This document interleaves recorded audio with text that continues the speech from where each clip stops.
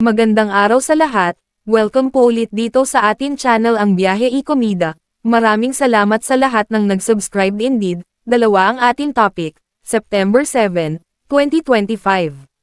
Ryan Bang, Paula Huyong hindi natuloy ang kasal. At Gerald Anderson aagawin trono ni Coco Martin.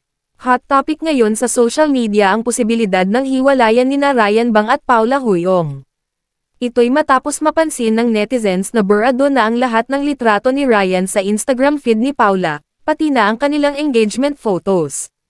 Napansin din ng ilang netizens na wala nang suot na engagement ring si Paula sa kanyang bagong Instagram story, na lalo pang nagpadagdag sa chismis na baka hindi natuloy ang kasal nila. Sa IG naman ni Ryan, naroon pa rin ang mga larawan nila ni Paula pero maraming fans ang nagkokomento at nagtatanong kung sila pa ba.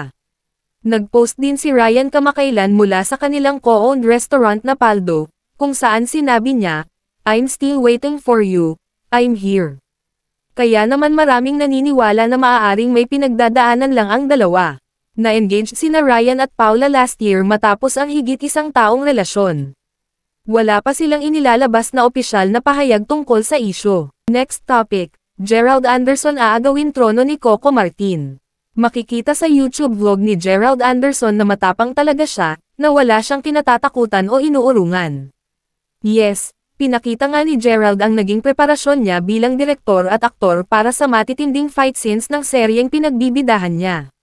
Mula nga sa pre-production at conceptualization hanggang sa pagko-coordinate sa stunts team at extras ay naging very hands-on siya. "I'll be doing some crazy stunts sa scenes of the father. It's exciting kaya sana abangan nyo," sabi ni Gerald. Bumilib nga ang mga manunood dahil pinatunayan daw ni Gerald na wala siyang stunt double sa serye niya. Pinakita nga kung ilang beses siyang hinagis sa hagdan at tumalon mula sa third floor ng isang building nang walang stunt double.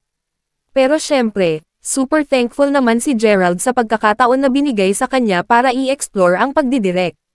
"I'm very privileged and very blessed na pinagkatiwala nila sa akin to handle and direct this. Even though it's my first time to direct, they believed in me and I'm giving everything for the series," sipa ni Gerald. Well, exciting nga ang bagong yugto ng serye ni Gerald dahil sa pagharap niya sa 100 kalaban. Sabi nga, talagang all out si Gerald pagdating sa comeback series niya.